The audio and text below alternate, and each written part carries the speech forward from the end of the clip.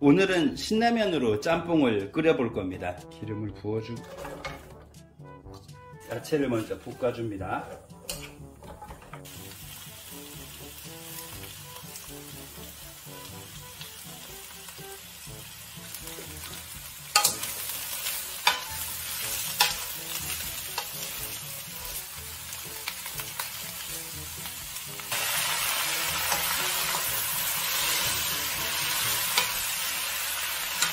라면 스프까지 넣고 이제 볶아줍니다. 고춧가루 1스푼, 아이미 1스푼, 치킨 스톡 1스푼. 이제 해물 넣어줄게요.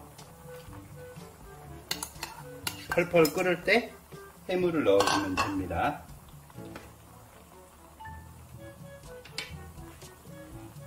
해물을 넣고 나서 마늘을 꼭 넣어줘야 합니다.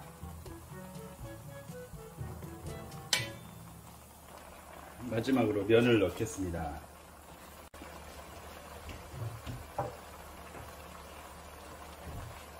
라면이 펄펄 끓을 때 화유를 부어주면 됩니다.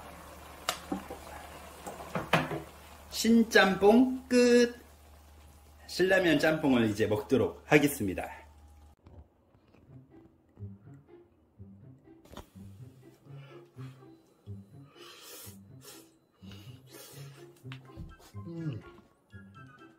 짬뽕 맛이 나요. 짬뽕 맛 나요? 네, 나요, 나.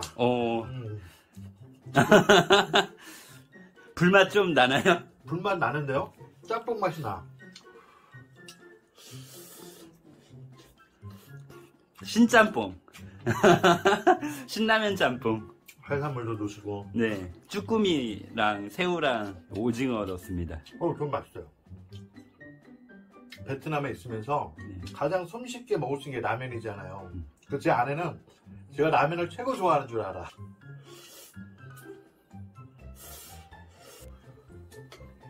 와, 쫄았네 약간. 그 불맛이 나.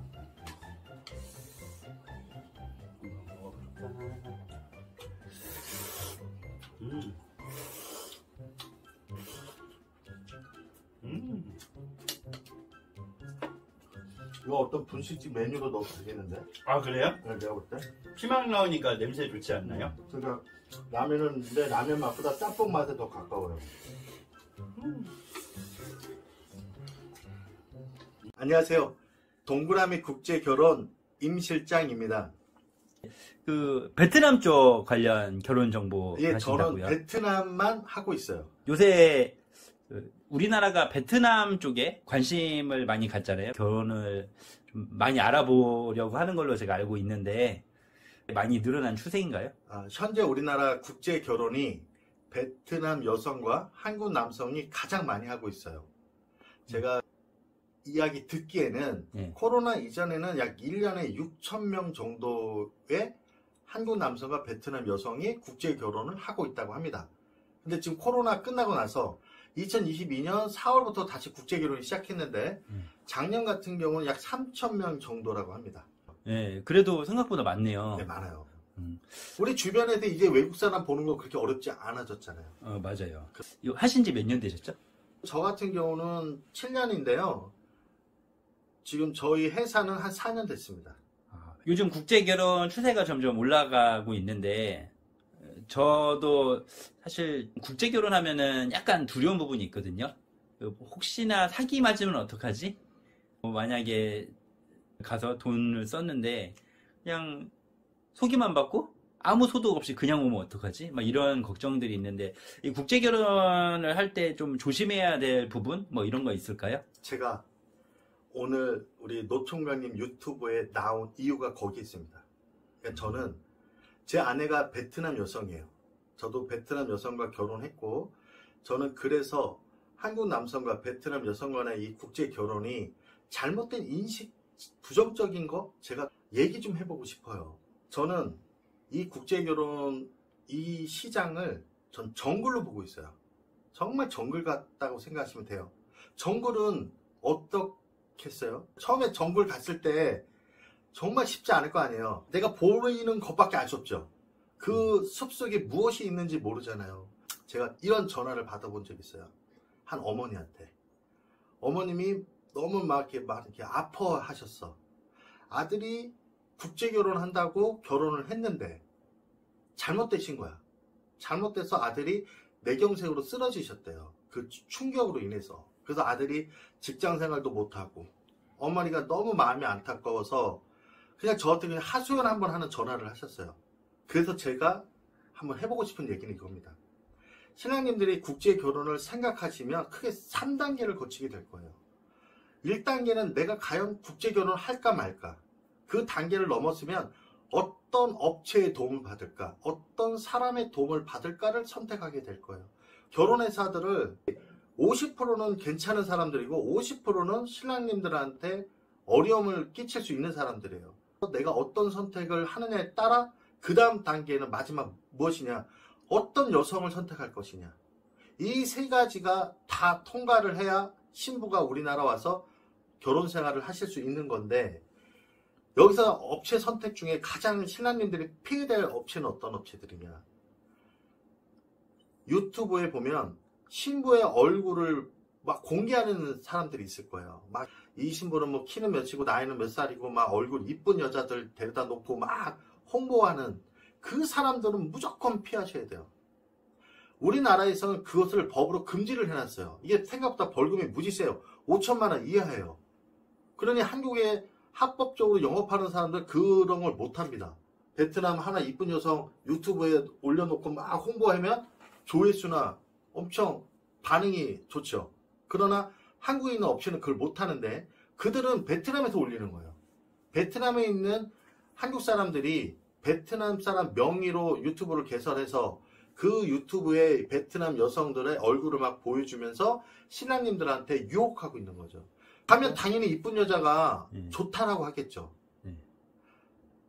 그런 여성의 얼굴만 보고 베트남에 넘어가서 그 여성을 만나서 그 여성하고 결혼하면 그 여성은 한국에 넘어올 여성이 아니에요. 자, 넘어오는 여성도 있습니다. 그러나 그 여성은 다른 목적을 갖고 있죠. 결국 그런 시스템에 신랑님들이 걸려들으시면 방법이 없어요. 바보만 되고 돈만 날아가는 거고 결혼이 아니죠. 그거는 그냥 그들의 시나리오에 신랑님은 배우로서 출연만 하고 끝나는 거예요. 여자가 나를 만나고 싶다는 그 말 해줄 거 아니에요. 근데 우리 남자들은 호기심, 그놈의 호기심이 발동하고 나한테는 좋은 결과가 혹시 나한테? 그러나 그 역시나 그러냐. 그런 일로 인해서 아까 저한테 전화 주셨던 어머니는 그런 케이스입니다. 아들은 베트남에 가서 여자를 만나고 결혼을 했는데 돈은 돈대로 주고 결국 그 여자가 헤어짐을 요구하고 그러니 이 남자는 충격을 받아서 스트레스로 인해서 쓰러지신 거죠. 제가 그래서 오늘 한번 우리 노총각님 유튜브에 그런 이야기를 한번 해보고 싶었습니다. 국제 결혼은 2단계가 되게 중요해요. 3단계도 중요하지만 일단 2단계가 그 선택을 잘 하셔야 3단계가 기회가 있는 거죠. 3단계까지 가게 되면은 또 3단계에서 조심해야 될 부분이 있을까요? 뭐 예를 들어서 자신만의 그런 비밀? 처음에는 비밀을 얘기 안 하고 있다가 나중에 뭐 결혼하고 나서 비밀을 얘기할 수도 있고 막 그럴 수도 있잖아요. 있죠. 그런 경우는 어떻게 해야 돼요? 그러니까 대표적으로 신부님들이 신랑님들한테 비밀로 하거나 말을 번복하는 것은 자녀가 있는 경우.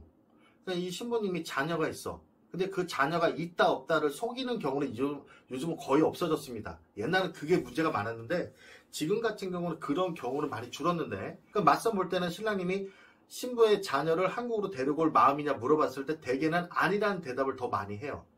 베트남 신부님들도 정보를 듣죠. 한국 남성들이 그런 거 싫어하니 네가 맞선 볼 때는 너의 자녀는 베트남에서 키우겠다 하는 것이 더 좋다. 네가 한국에 가서 신랑과 좋아지면 남자들은 나중에는 그것을 네가 원하는 것을 해줄 수 있다. 사실 그런 케이스가 많이 있습니다. 신랑님들도 신부가 한국에 와서 결혼 생활 잘하고 이제 이렇게 아내로서 뭐 신뢰와 뭐 사랑이 키워지면 아내의 요구사항을 들어줄 수도 있거든요. 그런 경우는 있죠. 이제 3단계까지 되면은 거쳐야 되는 게 교육? 한 4개월? 우리 신부님들이 한국 신랑님을 만나면 4개월 정도의 한국어 공부를 하셔야 돼요. 그 기간이 있죠. 아주 기본적인 언어를 배우고 오는 거예요. 먹자, 가자, 하자, 말자, 뭐 그런 기본적인 얘기. 뭐 철수야 놀자, 뭐 요런 정도. 긴 문장을 못하고.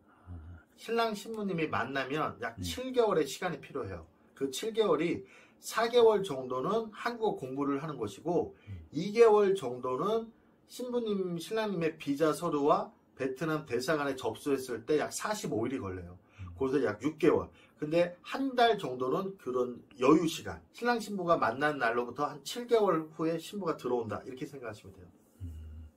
비용은 대략 한 1,000몇백만 원 정도 생각을 쉽게 하면 결혼 되나요? 업체, 한국에 등록한 업체는 1,150만 원에서 1,500을 받고 있다 생각하시면 됩니다.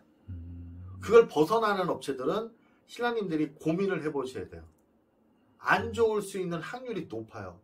예를 들어 1,150만 원 이하, 막 900만 원 받는 사람들이 있어요. 그들은 돈으로 유혹하는 거죠. 우리가 보통 그 표준 가격이라는 게 있잖아요. 어떤 일에 대해서. 근데 그거를 너무 벗어났다면 신랑님들한테 다른 이유가 있을 수 있어요.